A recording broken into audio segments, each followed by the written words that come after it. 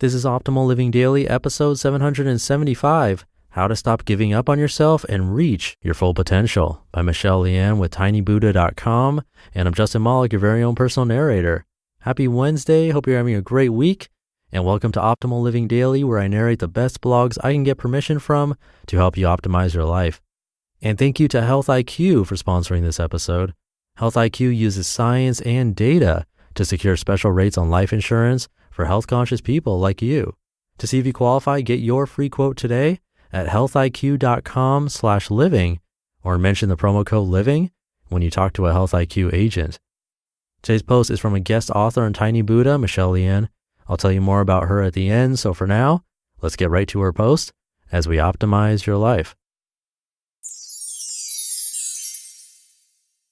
How to Stop Giving Up on Yourself and Reach Your Full Potential by Michele Lian with tinybuddha.com. Live up to your potential, not down to other people's expectations. Are you okay? Asked one of my editors. Yeah, I said, but I wasn't. It was 11:30 p.m. and I had just returned from a lengthy press conference where a major political announcement had just been made. My article was due in the next 20 minutes. A panic attack was quietly tightening its grip on me. Although I didn't want to admit it, work was beginning to feel like Groundhog Day. I wanted to write, but in the fast-paced newsroom where I worked as a junior reporter close to 14 hours a day, delving deep into subjects I was truly passionate about wasn't something I was able to do. Every day was chase, report, repeat.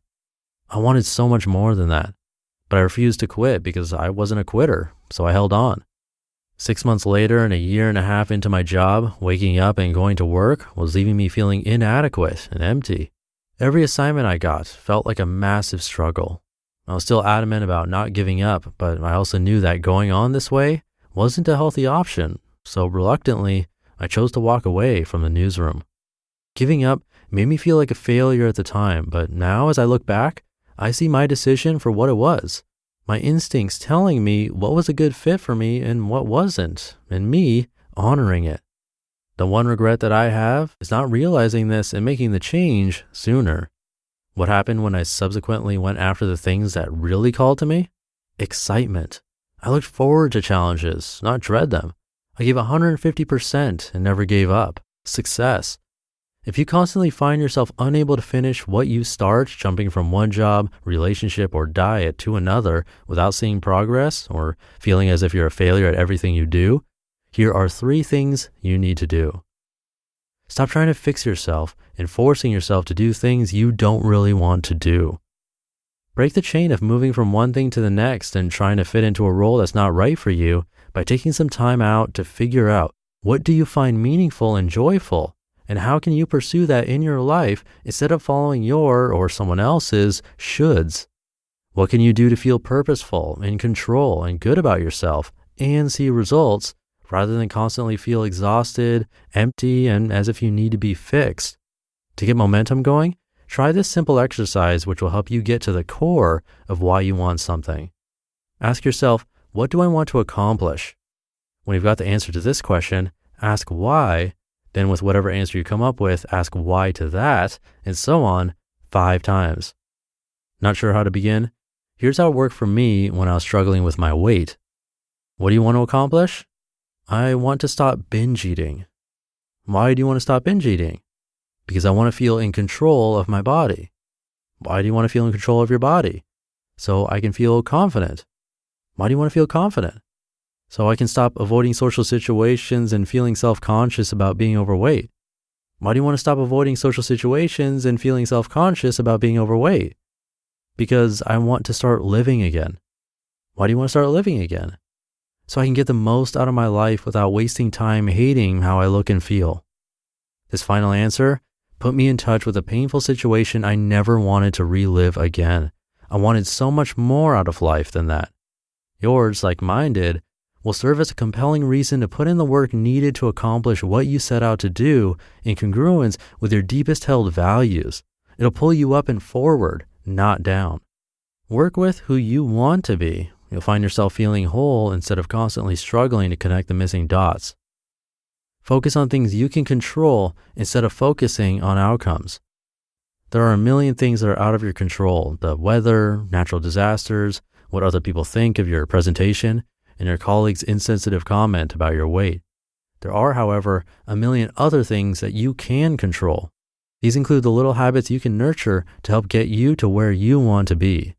Waking up 30 minutes earlier to plan your day, parking a little further to get your daily 10,000 steps in, making a beeline for your colleague's desk for a stress-relieving chat instead of to the pantry, where the donuts are, or responding to emails at fixed times during your day so you can work more efficiently and leave the office at 5 p.m. to be with your kids.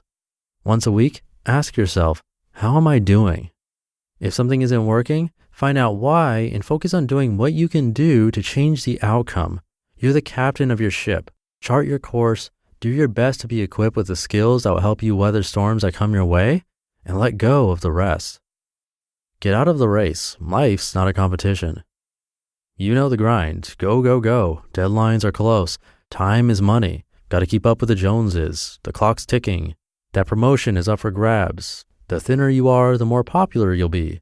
But what if this rush for bigger, better, faster, and thinner keeps leaving you burnt out, unhealthy, depressed, and frustrated? Consider tweaking your priorities. When digging deep, zeroing in on your deepest desires and taking careful, methodical steps toward them leave you feeling calmer, happier, in your best shape ever, and focused on what matters to you in the long run? The less you focus on competing with others, the more time you'll have to spend on nurturing your own happiness and reaching your full potential. So guess what? It's time you gave up giving up on yourself. If you're ready to throw in the towel and walk away again, what can you do to break this cycle to head in the right direction? You just listened to the post titled, How to Stop Giving Up on Yourself and Reach Your Full Potential by Michele Lian with tinybuddha.com. I'll tell you more about her in a second, but first, a big thanks to my sponsor for today's episode, Health IQ. If you're getting in shape for New Year's, if it's a resolution of yours, or if you're in shape already, you should definitely check out Health IQ because they can get you lower rates on life insurance if you're health conscious. That could be if you're a runner, strength trainer, cyclist, vegan, and more. Or if it's near your birthday or half birthday, that's when life insurance companies will tend to up your rate. So you should definitely get a quote now. 56% of Health IQ customers save between 4 and 33% on their life insurance.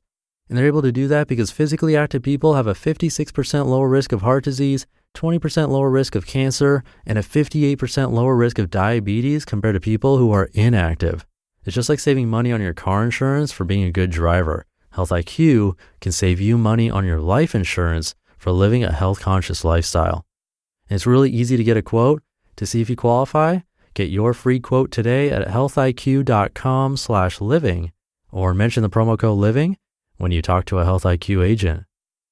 And now Michele is a food coach, group exercise trainer, author, and all-around science geek who's on a mission to empower people all over the world with healthy eating and strength-building superpowers. You can find her at micheleLian.com. And thank you to tinybuddha.com for letting me narrate from the site. There are books, courses, and more right on that site that you can check out. And that'll do it for today. Thank you for being here every day and optimizing your life with me. Thank you for sharing the show with others. It means a lot. Have a great rest of your day, and I'll see you tomorrow where your optimal life awaits. Hey, this is Dan from the Optimal Finance Daily podcast, which is a lot like this show, except more focused on personal finance. Justin handpicks the best posts he can find from blogs and authors like Ramit Sethi, Mr. Money Mustache, and more, and I read them to you 5 days a week. So if you enjoy this podcast, come on over and subscribe to Optimal Finance Daily too. And together, we'll optimize your financial life. You've been listening to Optimal Living Daily. Be sure to hit the subscribe button to stay up to date on each new episode and head to oldpodcast.com. That's OLDpodcast.com for a free gift as well as more actionable tips and resources to help you maximize your potential. Thanks for joining us, and remember, your optimal life awaits.